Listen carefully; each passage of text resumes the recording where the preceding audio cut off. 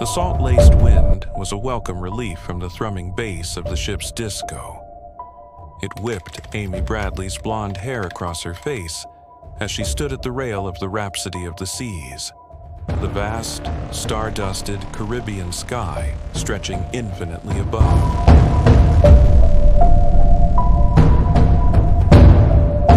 At 23, she felt a familiar thrill, the same one that coursed through her during a tough volleyball game or a long run. The thrill of being alive, of being on the cusp. This family cruise, a celebration of her father Ron's retirement, was supposed to be a final, carefree lull before the structured reality of her new life began. This is the story of missing Amybradley. Welcome to our channel. Please subscribe now. Unreal Truthful Crime.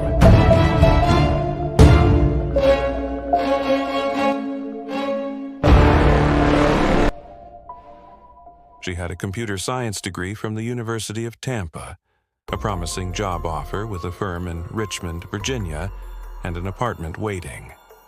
Everything was mapped, a straight, clear line. Inside, the party pulsed on. The ship's band, Blue Orchid, was playing a passable version of a Bob Marley song. Amy, her brother Brad, and her parents, Ron and Iva, had been dancing, letting loose in a way that felt both liberating and slightly surreal. Later, around 2 a.m., Brad called it a night. Amy stayed, chatting with the band members. One in particular, a guitarist and part-time dancer named Alistair Yellow Douglas, was especially attentive. He was charming, with an easy smile, but there was an intensity in his eyes that some might mistake for charisma. He bought her a drink, a colorful, fruity concoction she sipped cautiously.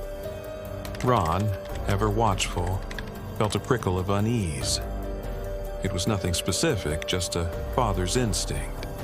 He approached, placing a gentle hand on Amy's shoulder. "We should probably turn in soon, sweetheart." "I'm right behind you, Dad," she'd said, smiling. "Just finishing this." Amy lingered for another 20 minutes. The drink, a yellow bird, he'd called it, had left her feeling unusually fuzzy. She slipped inside. Her parents were asleep in their beds. Brad was snoring softly on the pull-out sofa. Not wanting to disturb him, Amy grabbed a pillow and a blanket and tiptoed out onto the private balcony. The air was cool, the sound of the ship cutting through the water a soothing white noise. She curled up on a lounge chair, the vast, inky blackness of the sea stretching out before her, and fell into a deep, heavy sleep. Ron was the first to stir, just before 6 a.m. Something was wrong. It was a feeling, a void. He looked over at Eva, still sleeping. Then his eyes scanned the room. Brad was on the sofa. Amy's bed was empty, still made. A cold knot tightened in his stomach. He moved quickly to the balcony door, slid it open. The pillow and blanket were there, crumpled on the chair. But Amy was gone. The first thought was mundane, harmless. Maybe she'd gone for an early morning walk. Maybe she was in the bathroom. But a quick, frantic search of the cabin and its immediate vicinity yielded nothing. The knot in Ron's stomach turned to ice. He alerted the ship's staff. The response was initially placating, a rehearsed calm. "People wander off. She'll turn up." But as minutes bled into an hour, the calm fractured. The ship's crew initiated a search. They checked every public area, every bar, every pool. They scanned the security footage. The footage from the corridor outside their cabin showed Amy returning at 3:45 a.m. It showed no one leaving after that. It was as if the ocean had simply reached up and plucked her from the balcony. The ship, now nearing Curaçao, was scoured from bow to stern. The ship's horn blasted the emergency signal for a man overboard, a sound that ripped through the morning calm and sent a collective shiver through the passengers now gathering on decks. Alistair Douglas was brought in for questioning. He was cooperative, polite. He confirmed he'd spoken with Amy, bought her a drink. He said she'd left the disco alone and in good spirits. He had an alibi for the early morning hours, provided by his bandmates. He was, according to the ship's security, helpful.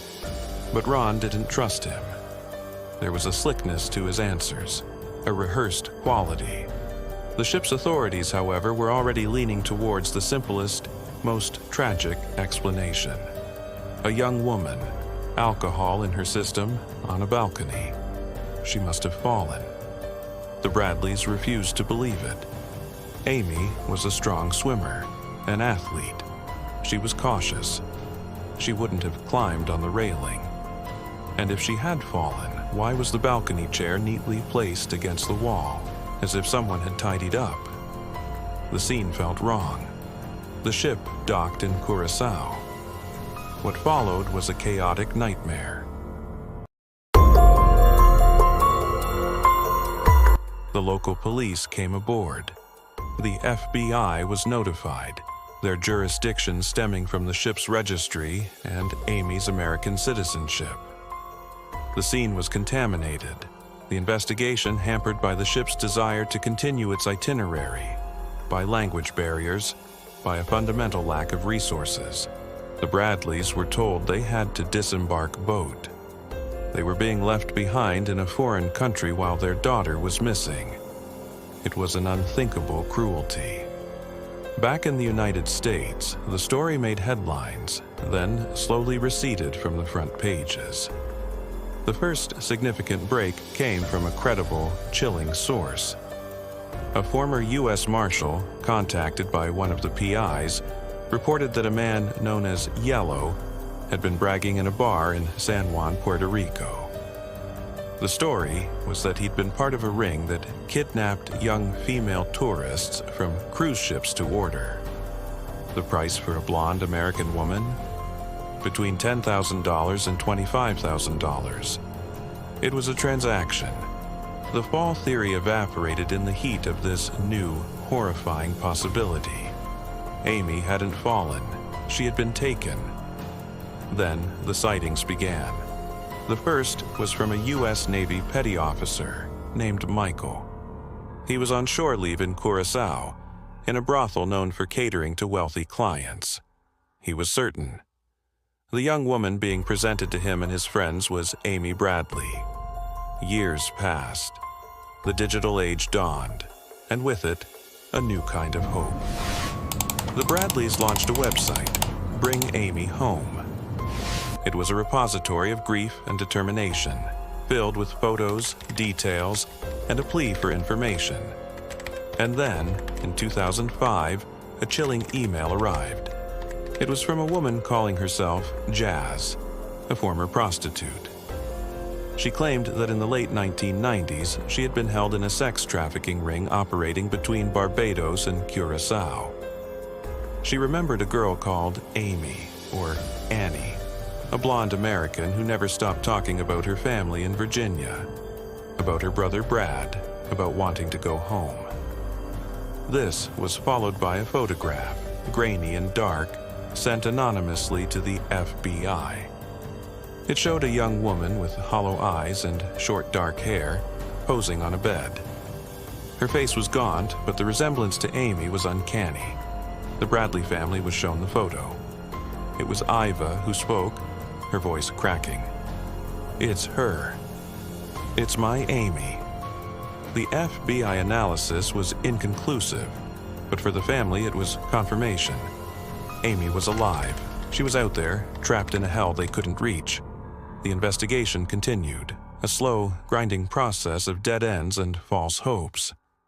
Alistair Yellow Douglas was interviewed and re-interviewed. He took a polygraph, which he was reported to have passed. He denied any involvement. The case grew cold, a thick layer of dust settling over the files. The world, it seemed, had moved on, but the Bradleys could not. Every birthday, every Christmas was a fresh agony. Ron's hair turned white. Iva's smile became a rare, fragile thing. Brad dedicated his life to the search, his own ambitions put on hold. Then, in the summer of 2025, the Netflix documentary Amybradley is Missing was released. It was a comprehensive, haunting retelling of the case, seen by millions around the world. For a new generation, it was a gripping mystery. For the Bradleys, it was a painful but necessary reopening of the wound, a desperate gamble for one last chance. Investigators allegedly received hundreds of new leads after the release of the popular Netflix documentary, Amybradley is Missing, in July. There were hundreds of new leads in Amybradley's disappearance after the release of the Netflix docuseries Amybradley is Missing. The insider also told THR that in the wake of the July docuseries, the Bradley family has hired private investigators with funds seemingly obtained as a result of the show. Along with the FBI, they are now in Curacao and other surrounding countries. The first was a voice from the past, finally heard. A female bartender who had worked on the Rhapsody of the Seas in 1998 made contact. She had been afraid for decades, but the documentary had galvanized her. She was a local from Curacao. Her English at the time had been minimal. She told investigators that on the morning Amy disappeared, she had seen something. She was preparing her station when she heard a commotion near a service elevator. She saw two men, one of whom she recognized as a member of the crew, half carrying, half dragging a disoriented young blonde woman. She was limp, her feet scraping the floor. The second lead was a digital ghost, a fleeting signal from the present. The Bring Amy Home website, which was still meticulously monitored by Brad, registered a hit. Not just any hit. The user had spent an unusually long time on the page dedicated to Amy's physical characteristics. The FBI, working with Barbadian authorities, began conducting new, discreet interviews in the marinas and exclusive coastal communities. The digital breadcrumb was thin, but it was the first potential link to Amy's present location in years. The third lead was the most profound and the most heartbreaking. It had been hinted at in the documentary by one of the private investigators, a theory almost too painful to voice. Now, it had gained traction. A source close to the trafficking investigation, speaking on condition of anonymity, provided information that Amy may have given birth to at least one child during her captivity. The child, they believed, would now be a teenager. This changed everything. It meant Amy had not only survived the initial abduction, but had endured years of sustained horror.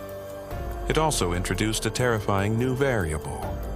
Her captors would have an ultimate form of control over her. A child. The thought was paralyzing for Ron and Iva. The idea that their daughter had been forced to become a mother in such circumstances, that a grandchild existed in that shadow world, was a new layer of anguish. But it was also a potential key. A child represented a link, a vulnerability for the traffickers, and a possible reason for Amy to have been kept alive for so long. These three strands, the bartender's testimony, the digital hit from Barbados, and the possibility of a child, were woven together by investigators into a new, urgent narrative. The pieces, once scattered across decades, were finally beginning to align. The focus sharpened on Barbados. The story of the Navy petty officer, Jass's email, and now the IP address all pointed there. Weeks turned into months. Then a breakthrough. A maid working at a secluded, high-end villa on the Barbados coast reported something strange to the authorities. She cleaned for a reclusive, wealthy man who entertained shady guests. On his computer screen, she had seen the Bring Amy Home website. Later, she had caught a glimpse of a woman in the garden. This was the catalyst. Surveillance was established. The villa was watched. Photos, taken from a great distance with long lenses, were shown to the Bradley family. Ron's hands trembled as he held the grainy image. The raid happened at dawn. Barbadian police and FBI agents moved in. A swift, silent operation.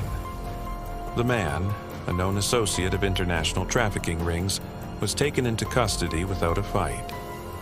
In a small, sparsely furnished room at the back of the villa, they found her.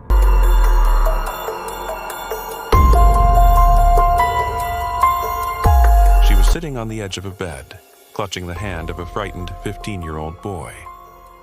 She looked up as the agents entered, her eyes wide with a fear so ingrained it was part of her soul.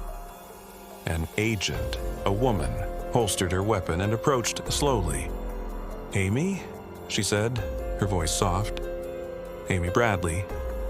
The woman flinched at the name, a sound from a lifetime ago. She didn't speak, just stared. "It's over, Amy."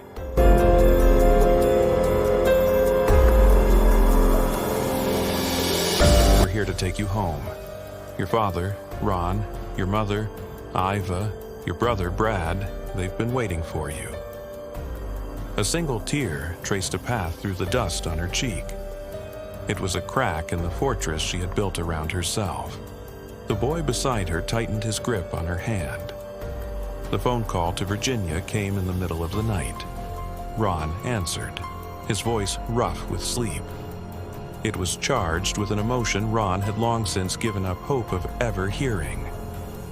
"Ron, it's Ron. We found her. She's alive." The phone slipped from his grasp, clattering onto the floor. The journey home was a blur of debriefings, medical checks, and a silence from Amy that was deeper than any ocean. She was a wraith, a photograph that had stepped out of its frame and found the world had moved on without her. The boy, who she called Thomas, was her only tether to reality. He was quiet, wary, his world having been dismantled in a single morning. The private jet, arranged by the FBI, touched down at a secluded military airfield in Virginia. The plane's door opened. A figure appeared, silhouetted against the warm light from within. She was helped down the stairs by an agent, her movement slow, hesitant. Thomas followed close behind her. Amy watched them come. She saw her mother's face, now lined with age, but still the face she had dreamed of in the darkest hours. She saw her brother, the boy she'd left behind, now a man with streaks of gray in his hair. And she saw her father, her strong, steady father, who had never given up, his face now streaming with tears he had never allowed himself to shed in front of others. "Mom?" The word was a whisper, rusty from disuse. "Dad? Brad?" And then they were there. Eva's arms were around her, sobbing, holding her as if she might evaporate. Ron enveloped them both, his big, strong frame shaking with the force of his emotions. Brad wrapped his arms around all of them, his head buried in his sister's shoulder. They stood there, in the middle of the tarmac, a tangled, weeping knot of humanity. There were no words adequate for the moment, no language capable of bridging the chasm of the lost years.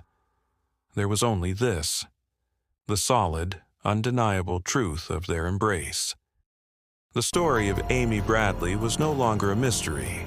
It was a scar, a testament, and now, finally, a family, whole once more, standing together in the cold, clean air of a new dawn. The search was over. The long night had ended. The long road of healing, for all of them, had just begun. Thank you for watching this complete video. Please like and subscribe our YouTube channel, Unreal Truthful Crime. Stay safe.